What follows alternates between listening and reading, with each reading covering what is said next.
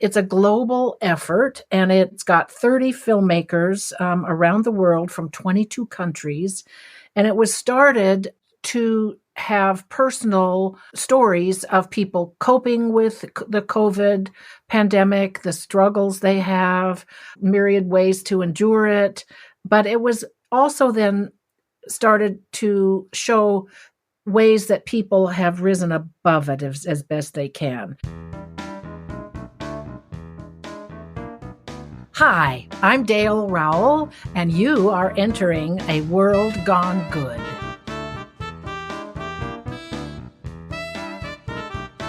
Hello, hello, hello. I am Steve, and this is World Gone Good, the podcast where we shine the light into the darkness and or look for the light in that there darkness. It's there. Trust me, it's still there. I promise. There are 4 ways you can help us brighten the world. Ready? Here we go. 1, subscribe on whatever platform you're listening to us on right now. 2, rate us on that same platform. 3, review us on the platform. Give us your honest thoughts. We want to hear from you. We want your feedback. And 4, share us with your friends on social media, email, text, carrier pigeon, however you chat people up. Make us part of your conversation and help us spread the good. So if you've listened to previous episodes, you may have heard me talk a bit about my career in the always interesting, never boring world of, that's right, television. I have written and produced and directed with pleasure, and every now and then with a forced smile on my face, some truly powerhouse women. Most of the time, I go in and get the job done and go home, but sometimes I luck out and form friendships with these talented ladies.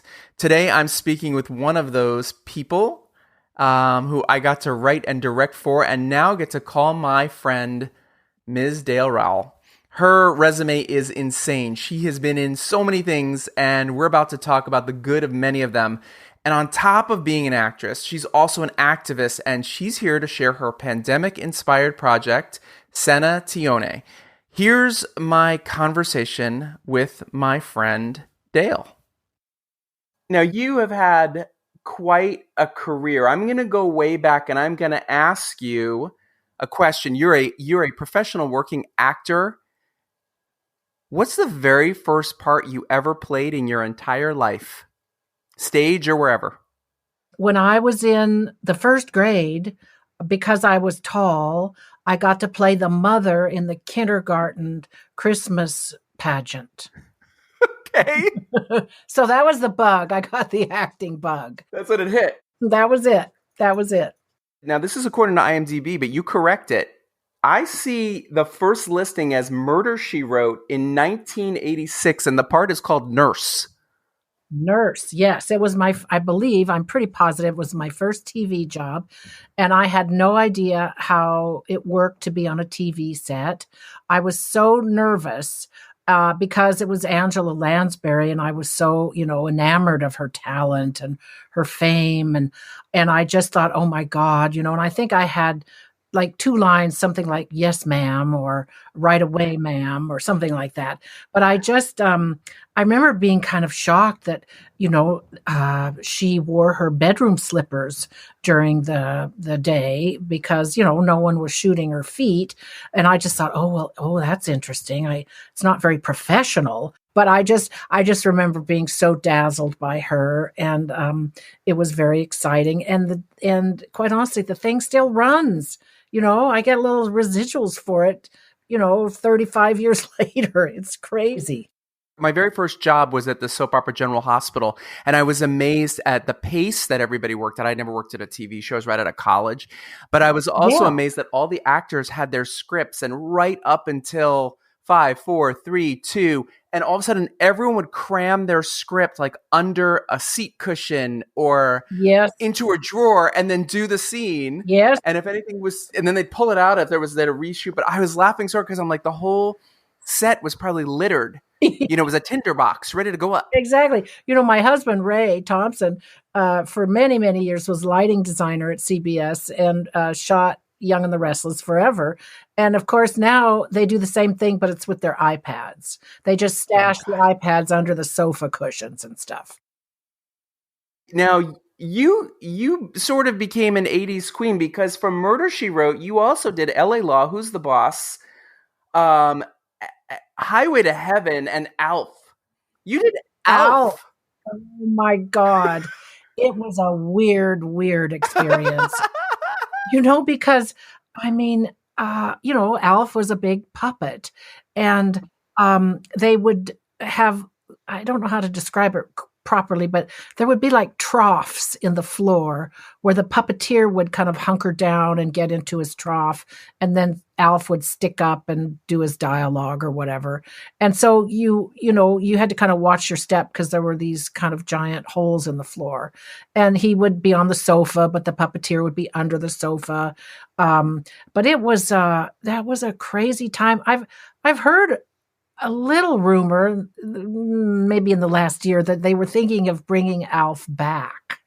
I heard this too. Now, let me ask you something. You were in front of a live studio audience, weren't you? Yes, we were. I can't really remember it that well, but Right. we were. Yes, we were. We definitely were. Very nice people, but we all have to kind of act like it's we're curing some terrible disease when actually we're talking to an alien life form. Now, I met you, and I think a lot of people met you a little bit further down in your career when you popped up on a show called True Blood. Yes. You played a mama bear from hell. Yes, it was a blast, actually. I was a terrible Southern white trash, redneck. And of course, I got fabulous lines that were very funny and very mean and awful. But it was really such a fun role. And they wrote just delicious, terrible things for me to say. So I was very grateful. And, the show ran for 7 seasons. So it was great to get to know everybody. And, the writers kind of could write for your voice. So that was kind of cool. And it was just a wonderful experience. It was written and created by Alan Ball. Mm-hmm. And he's the guy who, did 6 Feet Under. And he uses a lot of theater actors. He really runs a tight ship. So, everybody was very professional and very, very skillful. So it was pretty cool. And now somehow they're going to resurrect True Blood, but nobody understands at all how that will happen. No one, nobody in the cast really knew about this announcement. So everyone's just kind of waiting to see what happens, but maybe it'll be like all the characters when they were young or something. But anyway, that should be interesting. Yeah. Where did you film? Here in Los Angeles, the first season there was shooting in Louisiana.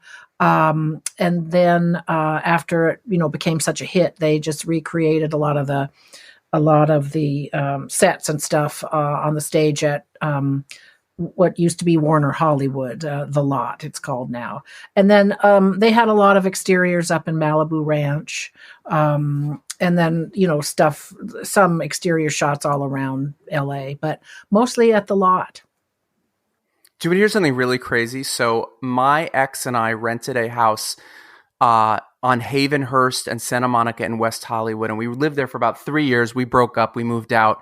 The very next person to move in, Anna Paquin's brother, moved in.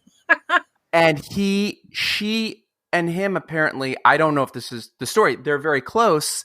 And Anna then just moved in. So my claim to fame that you and I have in common is that we both have Anna Paquin like mine is like, what would you say? Like 5 blocks of separation because I moved 5 blocks from there. We are Anna Paquin adjacent. Now from there, you went to a great show called Under the Dome, which got so much critical praise and also critical smack. But I love that show. And I got to say, The Simpsons movie stole Under the Dome. Did you ever see The Simpsons movie? Because they stole it. That's what happened in The Simpsons movie. Exactly, Steve. Well, the first season, it was only supposed to be, I think, a 13-episode summer show. And Right. so it was cool. It was really well received and a lot of fun, and Stephen King was involved, and they had a great team. And then it got to be such a hit that, of course, they thought, well, we'll do another season. So the second season was still pretty cool and fun, and Stephen King was involved. Then it kind of took a weird turn a little bit, and the third season really, they really had to figure out a way to get them out of the dome to make it Right. interesting. so, so but it was fun to do. Except it was shot in Wilmington, North Carolina, and believe me, I try not to complain, but boy, it was hot. It was really Yeah. hot. But Yeah. speaking of Anna Paquin, I remember her saying that they pay actors to be uncomfortable.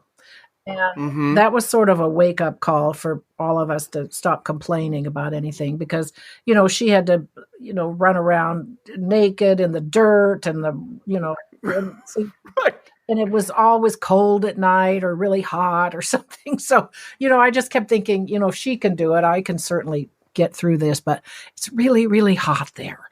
And then, of course, with the concept or conceit of there being a dome over you, they always had to kind of figure out how to explain that wind was blowing.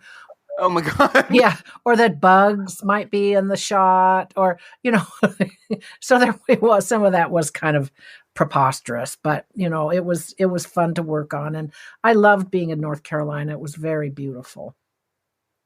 I think right now with our current situation, if we could all just live under a dome, I think everything would be fine. Well, yes.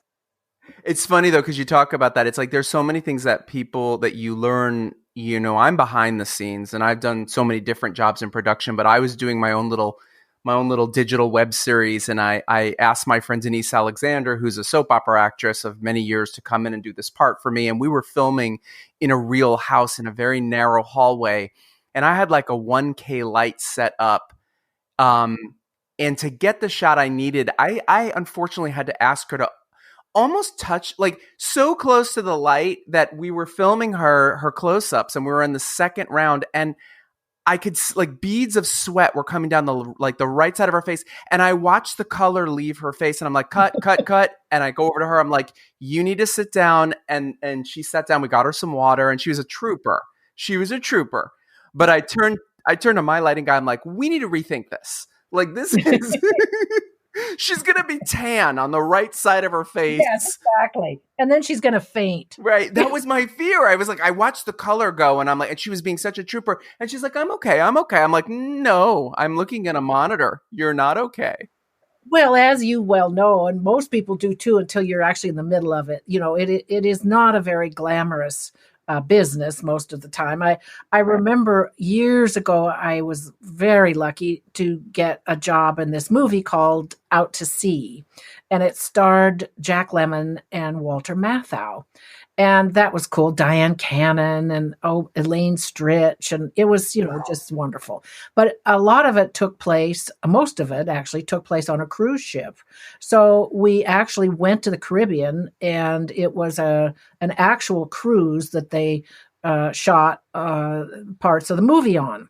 So, it was very exciting and fun. And my husband got to go, and it was really fun. So then, of course, there were all these scenes of people dancing on the deck of the ship and, looking out at the water. So a lot of people that were actual passengers signed up to be extras.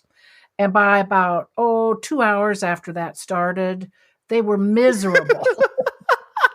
And then they realized they had to do it all that day and probably all the next day. Yeah. So it really took the glamour out of it. But I've always remembered that. And they asked my husband if he wanted to do it, and he said, "Oh no, oh hell no." So he got to, do all the fun things and go on all the shore excursions and everything. But yeah, it's not always as easy as it looks. Most of the time your feet hurt, or, hence the bedroom slippers. This is so funny because my husband co-produced a bunch of, web series with me and shorts that we did. And we were working on a web series, and it was like the third day of filming. And he said, yeah, I want to come down. And he's a nurse, but he's like, no, he had funded us. He'd put some money in, and he wanted to see, what was happening with his money. Right. So he shows up, and he was there like 2 hours, and we were working on a, couple scenes. And we got everything shot. And I yell cut and like, let's all take a break. And he comes over to me and he's like, I'm going to go. This is boring. Exactly. It is. And he started laughing and we were doing a comedy. So at least he got to laugh, but he's like, and then everything after that was like, oh, we're going to go up to Ojai and film on this ranch. It'll be so much fun. Come with me. And he's like, pass. No, no, no. No, it is boring because it moves at a snail's pace. It always does. It has to, and it is always a miracle when any kind of project gets put together and turns out to be wonderful. I mean, there's so many things that can go wrong, but it's still thrilling to work on something, and then when you get to finally see it, it's sort of like, oh my God, we made a thing. We made a thing. Now you have a project you're working on, and in this web series, oh my God, listen to me. All right, that's a great edit. Maybe I'll leave that in. In this podcast that I presently do, we are called World Gone Good because we shine the light toward the good, or we find the light in the darkness at the moment. And I want you to talk about what you're working on. You're working on a project called Sanatione. Did I say it right? Yes, you did. It's actually Latin and it means healing. And it's about exactly your podcast. It's about a world gone good. It was started. It's a global effort, and it's got 30 filmmakers around the world from 22 countries, and it was started to have personal stories of people coping with the COVID pandemic, the struggles they have, myriad ways to endure it. But it was also then started to show ways that people have risen above it as best they can. Surprising ways in which we found joy, or focusing on hope, or sharing, or some kind of personal connection, a compassion. So people, these filmmakers, myself included, which I'm really not a filmmaker, but, we can take our cameras, and if we see something in our daily life that speaks to us about COVID, then we film it. And we send it in, and then the editor, I think he lives in Karachi, I'm not quite sure, Pakistan, they put together all these filmmakers' videos into a cohesive 15-minute series, 15-minute episode. For example, one episode will be all about the arts, about how music and theater, dance can provide outlets for people, and how creative people are being, to express themselves. All these plays that are done on Zoom, or concerts that are done on Zoom, your podcasts, things like that. Just people cannot be kept down. Yeah. That. And so these things inspire us. Another episode will be about how young people are coping and what do they see. Old people. Actually, one of the first things I shot was my friend Cece has a mother in Pasadena who's 100 years old and lives in an assisted living. And of course, she was on lockdown, so Cece could not see her. So we arranged with her mom's caregiver to secretly bring her out onto her little balcony.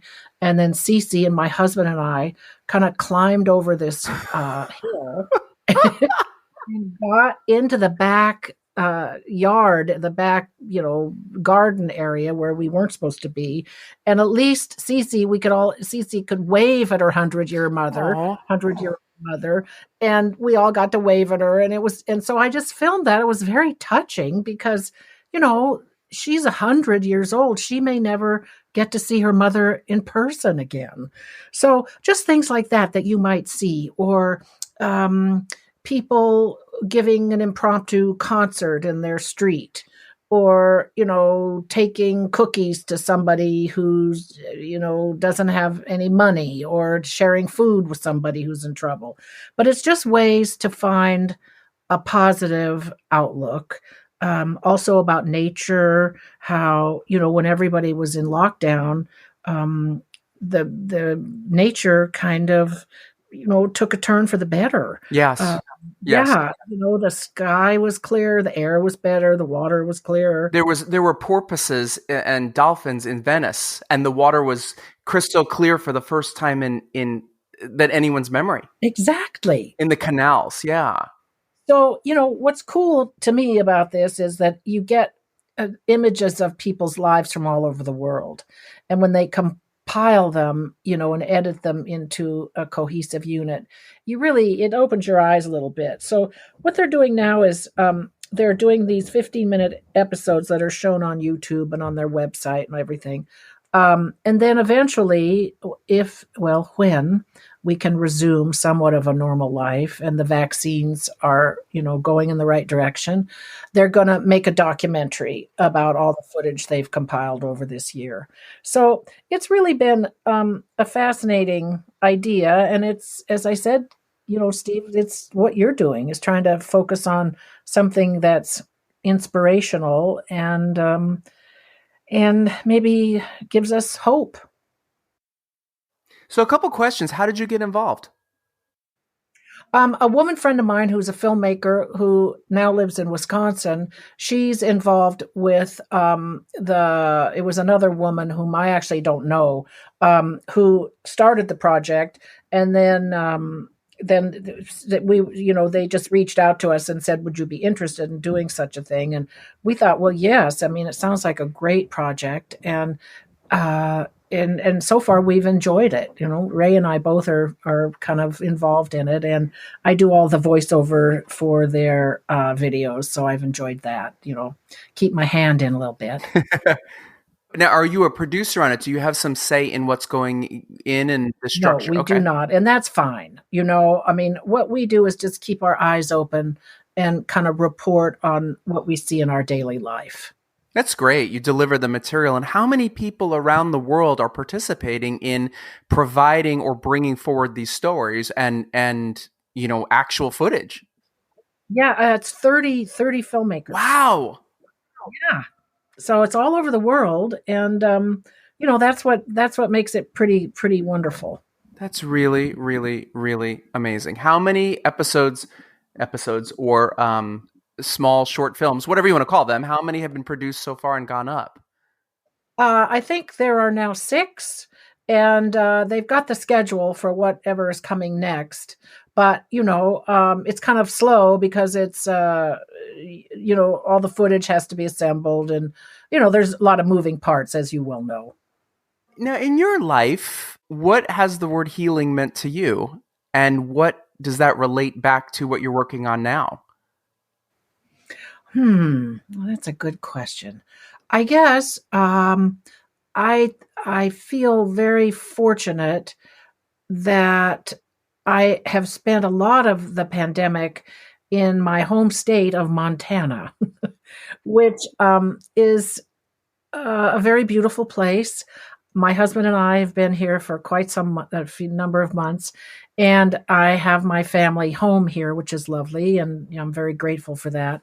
So I think the healing part for me has been just to be able to be in nature and to be able to go for a drive and then go for a walk in the woods or go to the lake. And, you're not seeing a lot of people. The city I live in here is called Missoula, which is the university town. And we are the pretty much blue county in a red state. So we're very proud of that. Which isn't to say that there aren't people living in red areas doing wonderful things themselves, but I understand what you mean. Absolutely.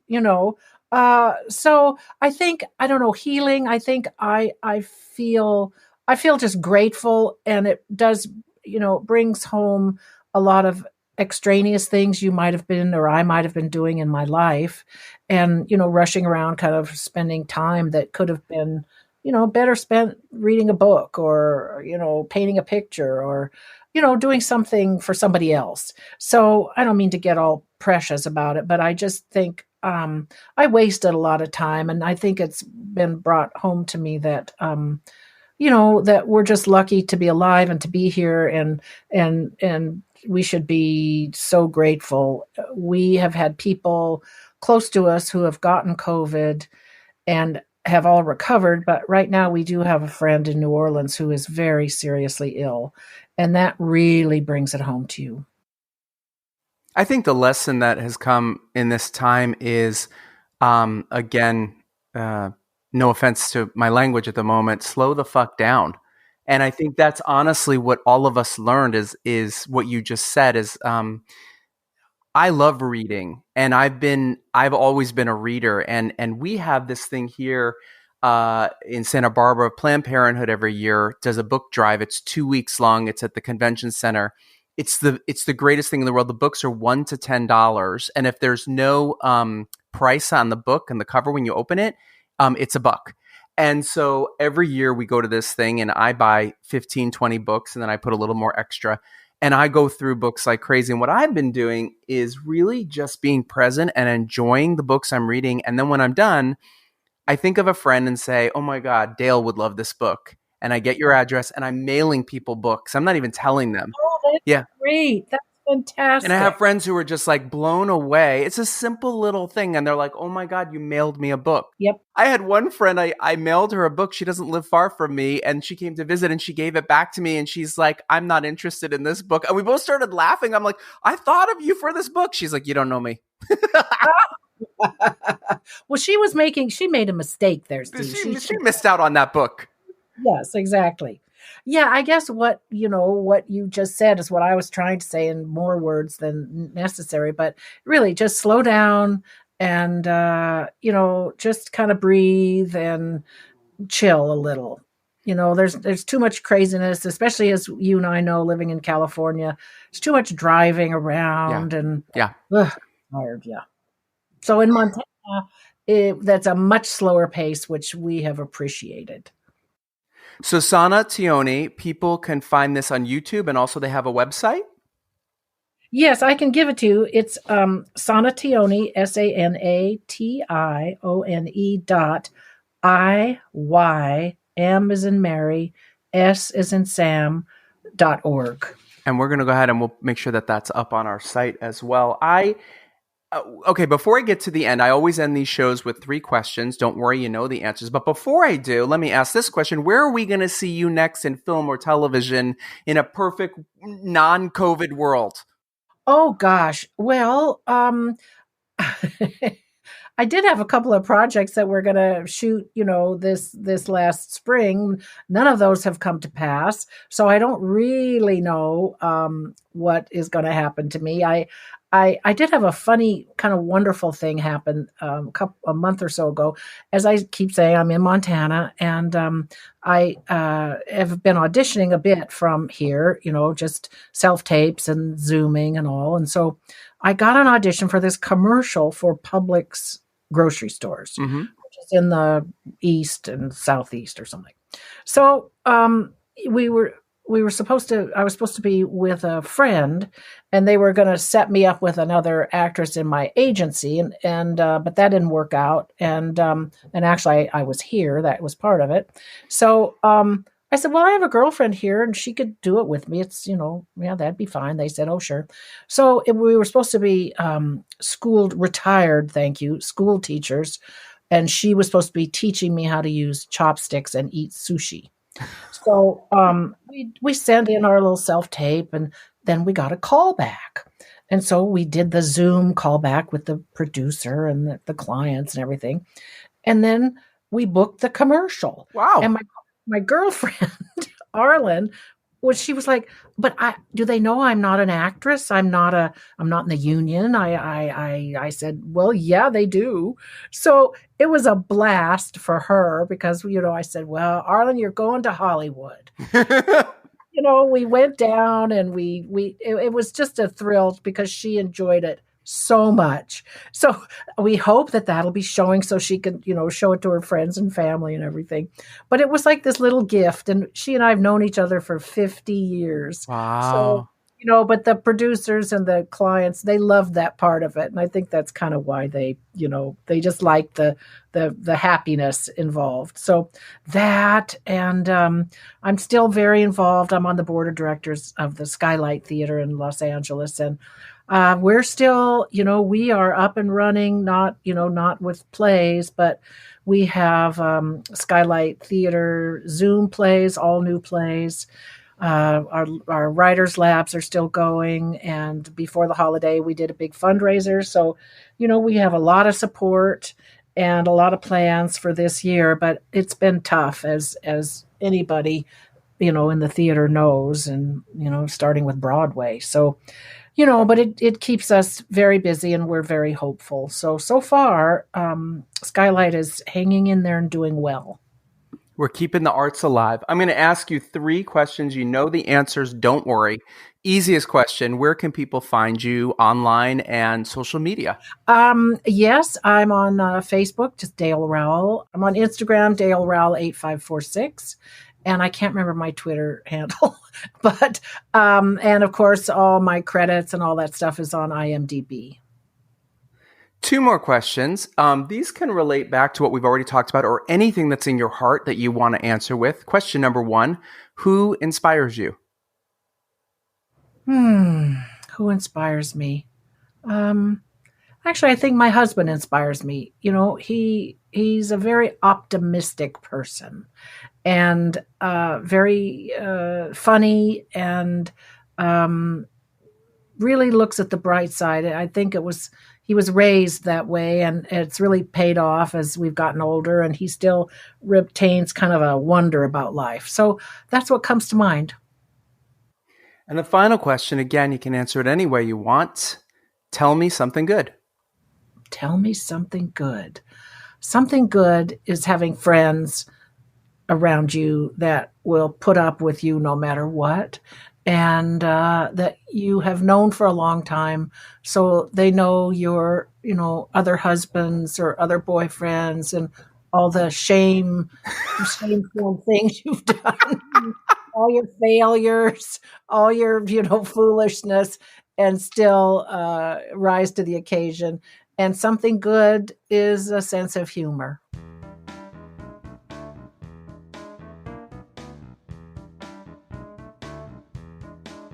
Thank you, Dale, for sharing your especially good Alf stories. I think this is the best part of the whole thing for me. I don't know about you. Check out Sanatione on YouTube and experience the good. Next time on World Gone Good. We essentially need pollinators to survive. Bees are responsible for pollinating about a third of the food we eat. My goal is to find people who want their own hives, and then I can be their own, private, personal beekeeper. It's gonna be a good one. When I get the inside good buzz from beekeeper Andrew Morrison, we're gonna talk everything from hive hierarchy to colony collapse and everything in between. So tune in, honey, because it'll be chock full of good stuff and bad puns that will definitely sting. Until then, wait for it, be good. Shut up, you love my bad puns. You asked for my bad puns. Look at how you dress. You wanted my bad puns.